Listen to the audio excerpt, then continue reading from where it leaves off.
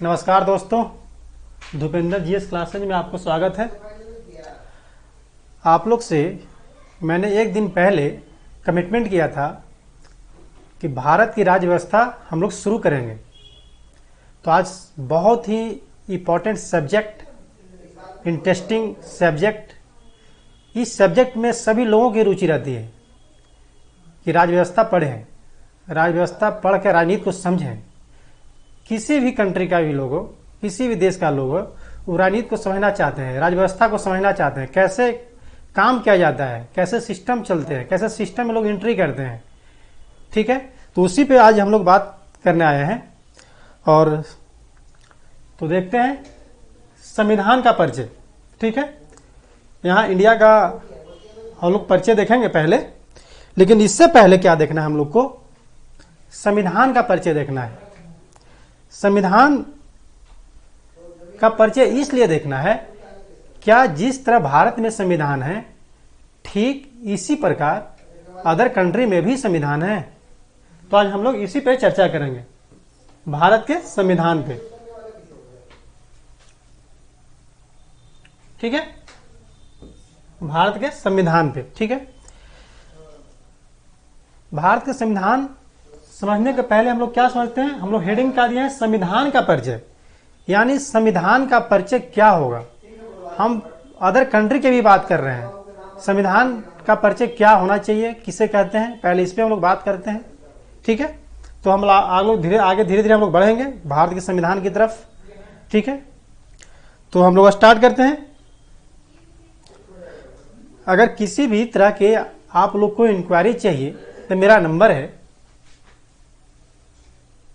94 312 04 479। ठीक है, ये मेरा नंबर है 9431204479।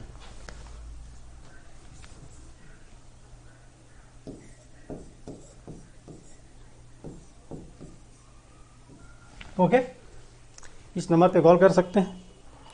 तो चलिए हम लोग शुरू करते हैं। संविधान का परिचय।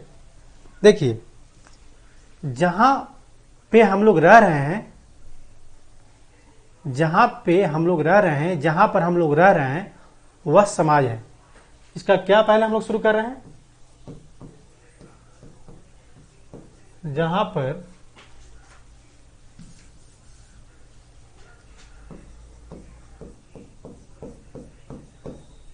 हम लोग रहते हैं वह समाज है। ठीक है, जहां पर हम लोग रहते हैं वह समाज है। ठीक है, यहां से शुरू हम लोग की कहानी होते हैं, कहानी हम लोग के यहां से शुरू होती है। ठीक है, आप तो बोलेंगे कि सर आप तो संविधान पढ़ाने के लिए बोले थे, ये तो समाज पे लेके चला है। तो बात यहीं से शुरू होती है, जहां पे हम लोग रहते हैं वह समाज है। यानी समाज में कौन कौन लोग हैं, समाज किसको कहेंगे। एग्जाम्पल, जैसे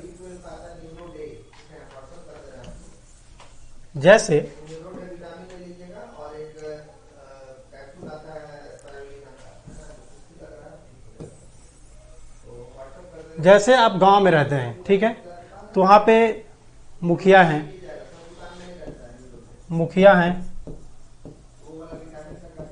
ठीक है, गांव में रहते हैं, आपको स्कूल मिलेगा, कॉलेज मिलेगा। ठीक है, अगर आप लोग शहर में रहते हैं तो विश्वविद्यालय मिलेगा।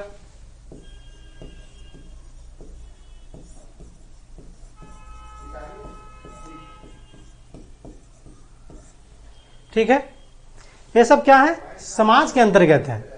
मतलब मुखिया, स्कूल, कॉलेज, विश्वविद्यालय, जहां पे हम लोग रह रहे हैं, जितना भी उसके आसपास सारे चीज को हम लोग देख रहे हैं, कहीं ना कहीं इसका समाज के अंतर्गत है। ठीक है, तो अब बात उठती है कि समाज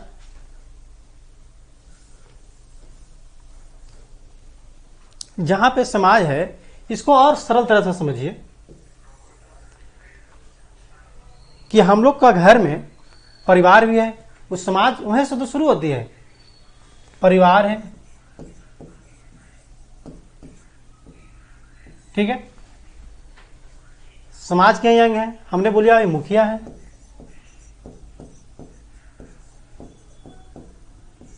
हमने बोला स्कूल है। अब बताइए कि जहां पे परिवार होगा, जहां पे वहां पे कुछ बात को लेकर, कुछ मुद्दे को लेकर आपका भेद हो सकता है, यानी संघर्ष हो सकता है। मुखिया है तो इलेक्शन के लिए, अगर इलेक्शन हो रहा है, मुखिया की चुनाव हो रही है, तो यहाँ पे भी संघर्ष है। आपका स्कूल कॉलेज में गए आप लोग पढ़ने, तो वहां पे भी गुटबाजी चलती है, दो गुटों के बीच लड़ाई हो जाती है। ओके, तो क्या है, प्रश्न उठता है कि ये सब समाज के ही अंग हैं। जिस प्रकार एक वृक्ष है और वृक्ष के कई डाले हैं, उसी प्रकार समाज के ही ये सब अंग हैं। ओके, तो अब बात उठती है कि यहां पे संघर्ष शुरू होती है। संघर्ष,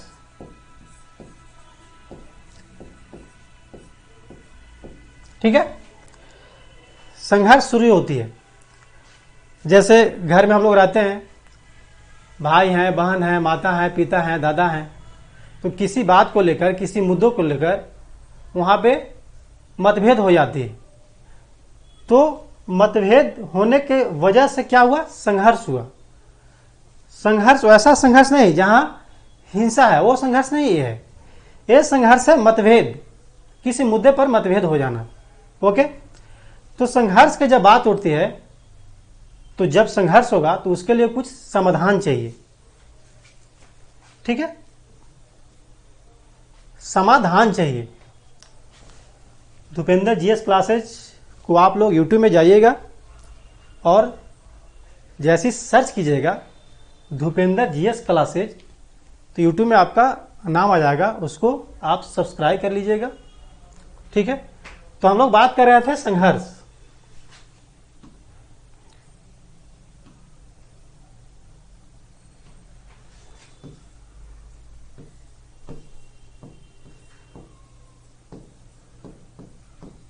संघर्ष, अगर संघर्ष होता है तो इसके लिए क्या होनी चाहिए, समाधान की आवश्यकता होगी।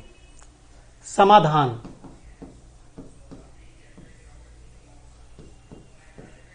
ठीक है, तो समाधान कौन करेगा। दो स्कूल में पढ़ने गए, वहां पे गुटबाजी शुरू हो गई, दो गुटों में लड़ाई होगी, झगड़ा हो गई, तो उसको समाधान कौन करेगा, पुलिस करेगा। यानी जहां संघर्ष है वहां क्या है, वहां से क्या निकलता है कि हम लोग की समाधान की जरूरत है। तो समाधान कौन करेगा, पुलिस करेगा।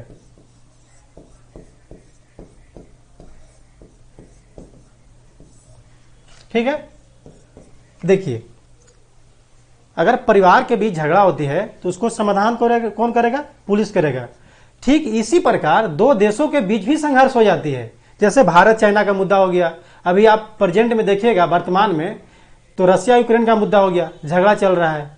तो यहाँ पे अगर अदर कंट्री के साथ संघर्ष हो जाती है, झगड़ा हो जाती है, तो उसके लिए क्या चाहिए, समाधान करने के लिए सैनिक की व्यवस्था होगी।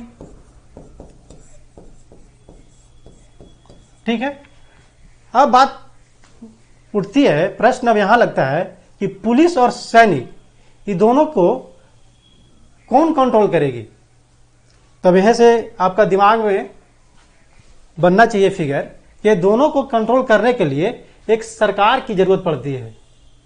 क्या की जरूरत पड़ती है, सरकार की जरूरत पड़ती है।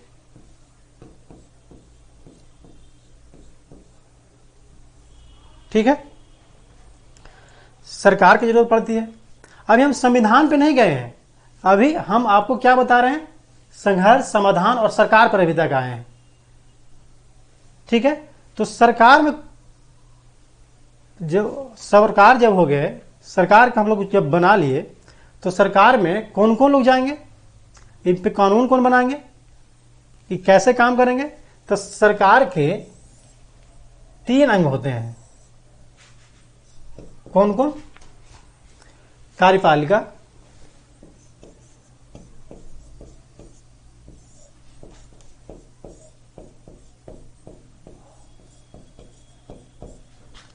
दूसरा पहला विधायिका लिखिए, विधायिका,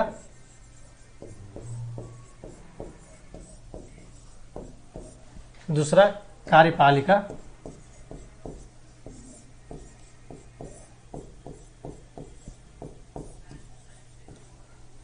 तीसरा हो गया न्यायपालिका।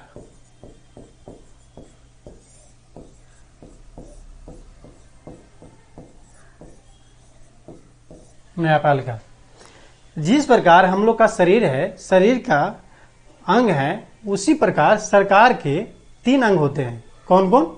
विधायिका, कार्यपालिका, न्यायपालिका। तो हम लोग बात करते हैं सरकार से। सरकार,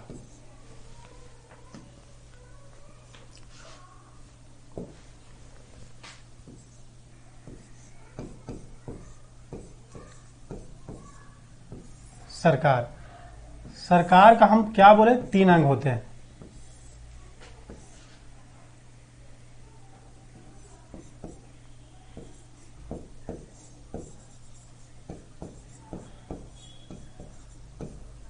विधायिका, कार्यपालिका,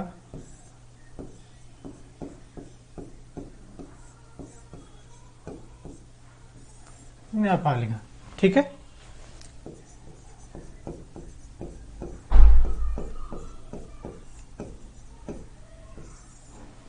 ठीक है। तो आप लोग के मन में अब एक क्वेश्चन बन रहा होगा कि सरकार जब हो गई, विधायिका, कार्यपालिका, न्यायपालिका, तो क्या भारत में ही सीमित है कि और भी कंट्री में ये चलती है? तो सारे कंट्री में इसी तरह के चलते हैं, विधायिका, कार्यपालिका, न्यायपालिका। ठीक है, लेकिन इसको और हम लोग बारीकी से समझेंगे। थोड़ा सा इंतजार कीजिए, 5-10 मिनट इंतजार कीजिए, इसको और हम लोग विस्तार से समझते हैं। पहले हम लोग ये समझते हैं कि विधायिका का क्या काम है। विधायिका का नाम से आपको पता चल रहा होगा कि विधायिका यानी विधि बनाना।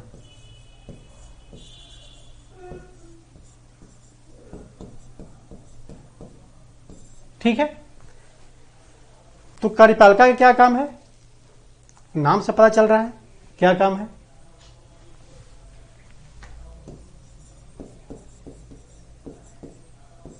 कानून को लागू करना। ठीक है, अब बोलिए कि सर विधायिका में कानून कौन बनाता है, विधि कौन बनाता है? तो विधि कौन बनाता है? यहां पे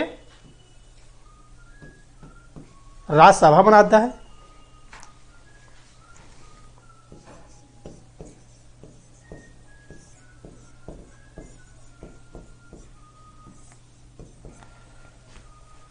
एंड लोकसभा।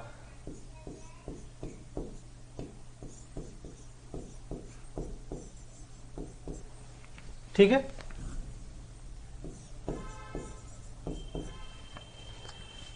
विधि बन गया।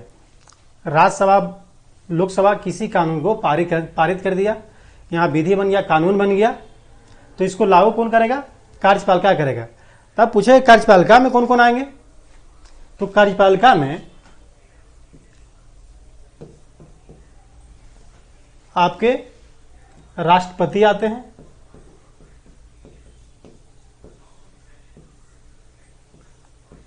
प्रधानमंत्री आते हैं,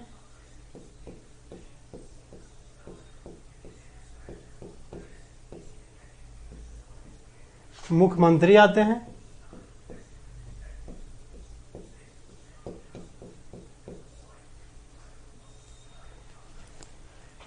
ओके। और मैं यहां पे ये भी क्लियर कर दूं कार्यपालिका जो है ये सब अस्थायी हैं, लेकिन इसका एक अंग और होते हैं कार्यपालिका का, वो होते हैं डीएम साहब। आपको जहां पे अभी एग्जाम्पल मैंने दिया था कि समस्या का समाधान करने के लिए सबसे पहले पुलिस की जरूरत पड़ी, तो पुलिस होगा।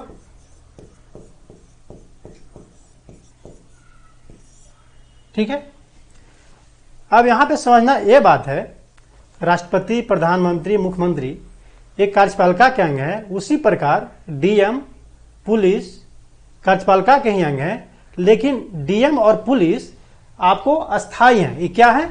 अस्थायी हैं, अस्थायी हैं। और ये सब क्या है? अस्थायी हैं।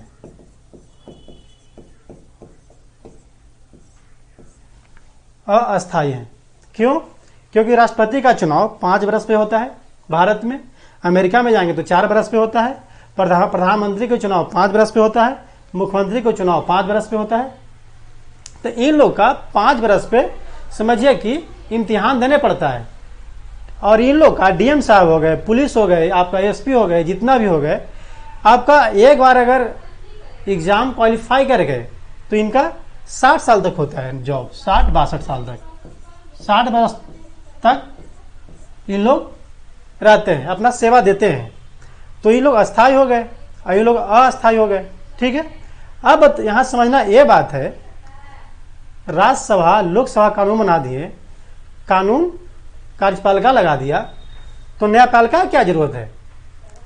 ठीक है, लेकिन यहां पे उस न्यायपालिका के समझने से पहले एक चीज और समझ जाइए कि कार्यपालिका के एक और काम है। कार्यपालिका का एक और काम है, क्या? नीति बनाना।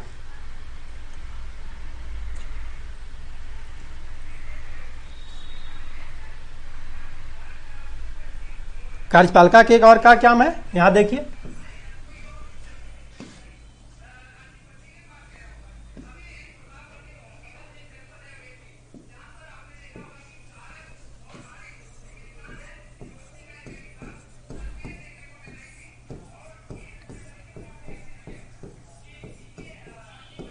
कार्यपालिका का मैंने बोला कौन कौन आते हैं? राष्ट्रपति आते हैं,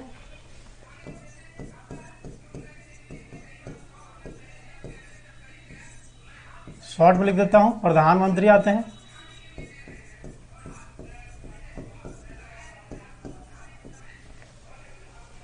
लेकिन मैंने क्या बोला, कार्यपालिका के एक और काम क्या है?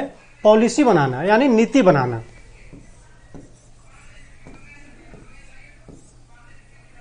नीति बनाना। लेकिन यहां पे यह समझना जरूरी है कि नीति बनाना क्या राष्ट्रपति, प्रधानमंत्री जो 5 वर्ष पे चेंज होते हैं, बदल जाते हैं, सबकी नीति अलग अलग होगी, पॉलिसी सबका अलग अलग होगा। एग्जाम्पल, आपका राजीव गांधी का पॉलिसी कुछ और था, सोनिया गांधी का पॉलिसी कुछ और था, मनमोहन सिंह की पॉलिसी कुछ और था, नरेंद्र मोदी जी के पॉलिसी कुछ और है। ठीक है, तो अब हम बात करते हैं क्या चीज का? एक कार्यपालिका का काम है। तो अब बात हम लोग करते हैं न्यायपालिका की।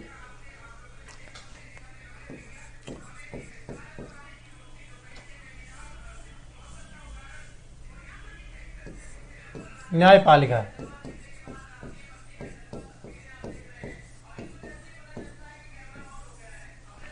न्यायपालिका देखिए, अगर राष्ट्र, यहां पे लिख देते हैं विधायिका, लिख देते हैं,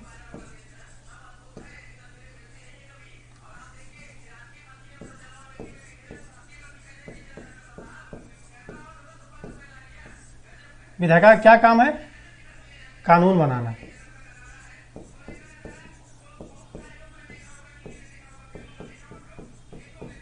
ठीक है, अब देखिए, विधायिका कानून बना लिया, राज्यसभा प्लस लोकसभा,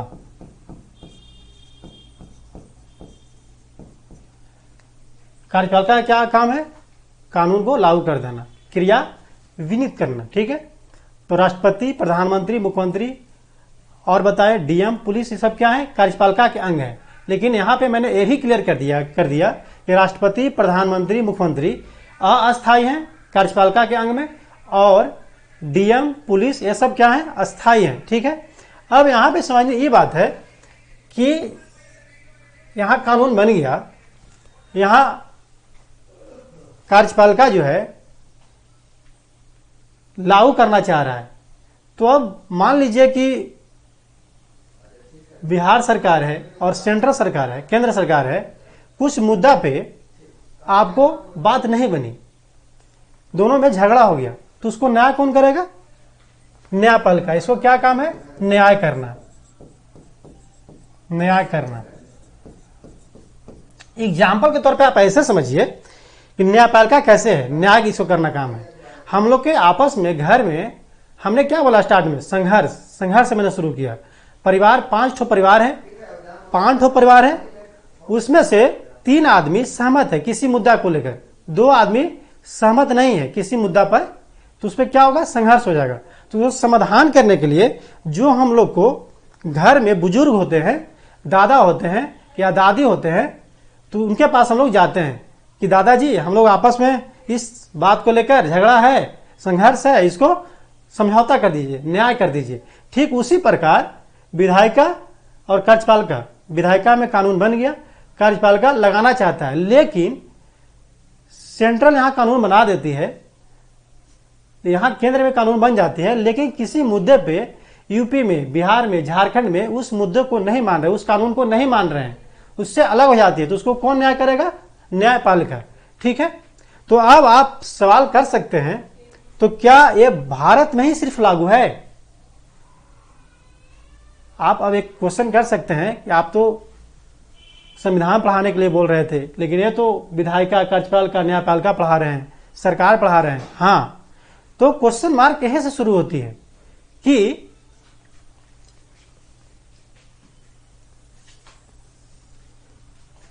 सरकार, मैंने बोला सरकार, ठीक है। क्वेश्चन मार्क यहीं से शुरू होती है, क्या सरकार इसी प्रकार सभी देशों में है? नहीं है। एग्जाम्पल,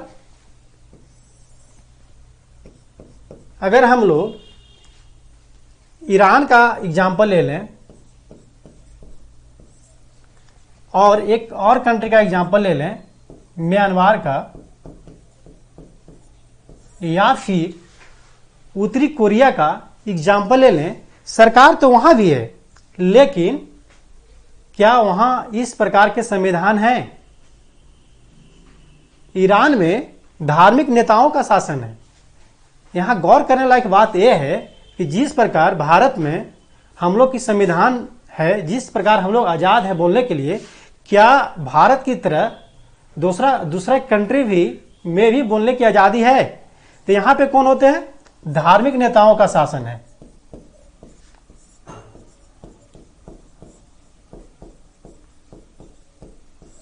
धार्मिक नेताओं का शासन है। यहां पे किनका है? सैनिक का। सैनिक का, ठीक है। धार्मिक नेताओं का शासन है। जहां धर्म आपका जुड़ गया, जहां पे धर्म जुट गया, समझिए वहीं आपका लफड़ा हो गया, झगड़ा हो गया। वो तो आपको धर्म के हिसाब से ढालेंगे कि आप इस तरह का कपड़ा पहनिए धार्मिक मुद्दे पे। ईरान में इस प्रकार की सरकारें हैं। आपका म्यांमार की एग्जाम्पल हम लोग लेंगे तो वहां सैनिक सर्वोपरि है, तो सैनिक तो मारपीट करता है। तो क्या भारत में भी मारपीट इस प्रकार के होते हैं सरकार में?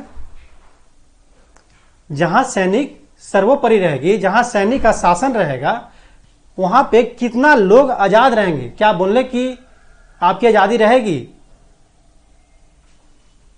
तो ऐसा नहीं है, वहां बोलने की आजादी नहीं रहेगी। तो यहां अब प्रश्न उठता है, तो संविधान की जरूरत क्यों पड़ी?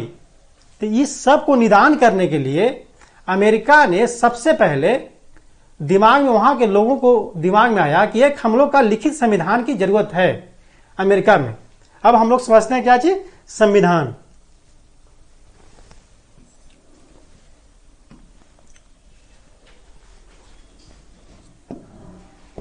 अब हम लोग समझते हैं क्या? संविधान।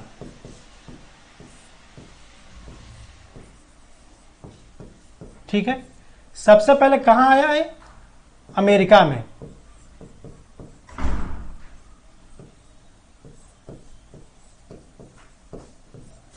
सबसे पहले लिखित संविधान कहां आया? अमेरिका में। अमेरिका को लोगों को लगा कि नहीं नहीं भैया, हम लोग को एक संविधान की जरूरत है जो लिखित हो, जो सर्वोपरि संविधान हो। न ही वहां पे सैनिक सर्वोपरि हो, न ही वहां पे कोई धार्मिक नेताओं सर्वोपरि हो, हम लोग का जो हो संविधान सर्वोपरि हो। सबसे पहले कहां आया? अमेरिका में आया। ठीक है। तो अमेरिका के ही तौर तरीके पे भारत में भी लिखित संविधान को अपनाया गया। ओके, ऐसे समझिए आप। संविधान को और समझना है तो ये क्या है कि हम लोग की संविधान में अब जब लिखित हो गया तो इसको कहने का मतलब क्या है? इसको कहने का क्या तात्पर्य हमको है कि यहां पे जब लिखित संविधान होगा तो नहीं आपका सरकार इससे ऊपर है, नहीं आपका विधायिका इससे ऊपर है, नहीं कार्यपालिका इससे ऊपर है, नहीं इससे न्यायपालिका ऊपर है। यानी तीनों जो है, ऐसा समझिए, कार्यपालिका,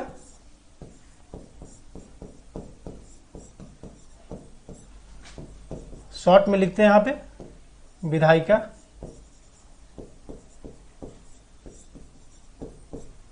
और यहां पे लिख देते हैं न्यायपालिका।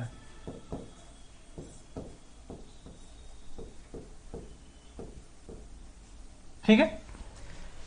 अब जब संविधान हम लोग का लिखित हो गया तो जो संविधान में अनुच्छेद में कहा जाएगा या भाग के अंतर्गत अनुच्छेद में कहा जाएगा, अनुसूची में कहा जाएगा, उसी के हिसाब से कार्यपालिका में कानून बनेगा संशोधन करके। सॉरी, विधायिका में कानून बनेगा, उसको लगाएगा कौन? कार्यपालिका लगाएगा। और न्यायपालिका भी अगर गलत पड़ता है तो कहां जाएंगे हम लोग? संविधान में फिर देखना होगा उलट के कि संविधान क्या कहता है, अनुच्छेद 14 क्या कहता है, अनुच्छेद 15 क्या कहता है, अनुच्छेद 17 क्या कहता है। तो ठीक जिस प्रकार अमेरिका ने लिखित संविधान को अपनाया सबसे पहले दुनिया में, उसी प्रकार भारत में भी संविधान को अपनाया गया। ठीक है। संविधान को अपनाया जब हम लोग को, तो यहां अब लिखित संविधान है तो हम लोग के यहाँ क्या है? बोलने की आजादी है। हम लोग का क्या है? यहाँ पे कोई सभा करने की भी आजादी है। हम लोग के यहाँ क्या है? आंदोलन करने की भी कुछ आजादी है। हम लोग आजाद हैं पूरा। लेकिन म्यांमार में, इराक में या आप उत्तर कोरिया को शासक को देखिएगा तो अपने लोग से मनमोजी काम करते हैं। शासक को पसंद नहीं है जनता तो कुछ और बना देते हैं। ईरान में आपका धार्मिक नेताओं का शासन है, वहां बोला गया कि आप विशेष प्रकार की कपड़ा पहनिए, वहां कुछ अलग शासन है तो सरकार ही, लेकिन उन लोग का क्या? लिखित संविधान नहीं है। उन लोगों का क्या है? धार्मिक नेताओं का शासन है, लेकिन है सरकार ही।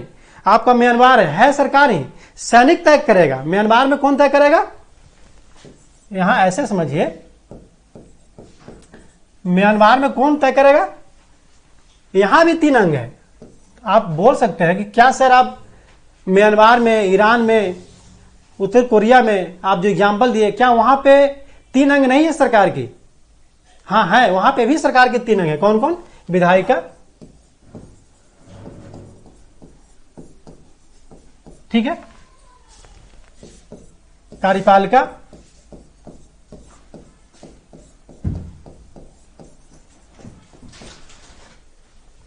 और न्यायपालिका।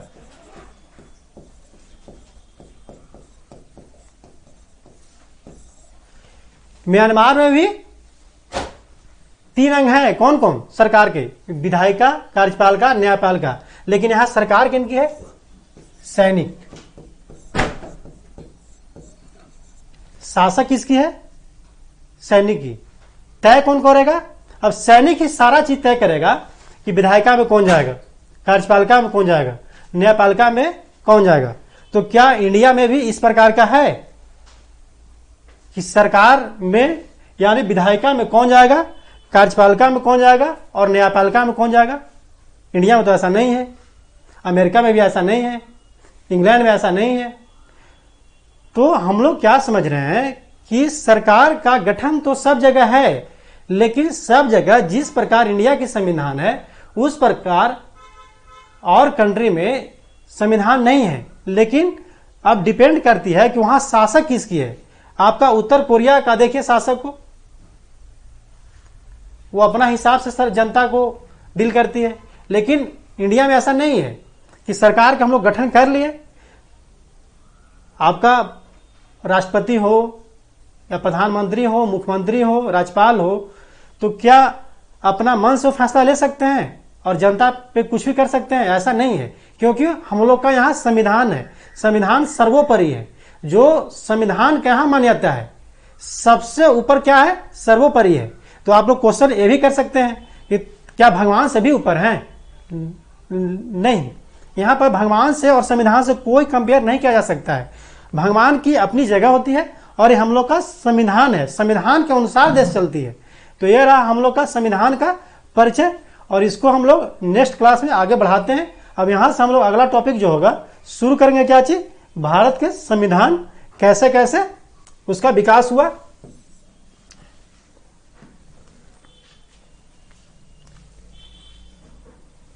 तो हम लोग क्या शुरू करेंगे नेक्स्ट क्लास में?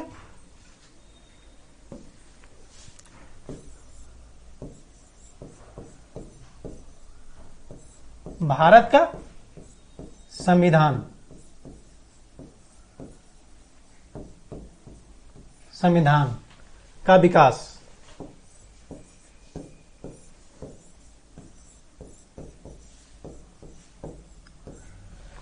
आज हम लोग क्या देखें? इंडिया का संविधान के बारे में समझा कि इंडिया में संविधान है तो कार्यपाल विधायिका, कार्यपालिका, न्यायपालिका है। अमेरिका में ठीक उसी प्रकार है।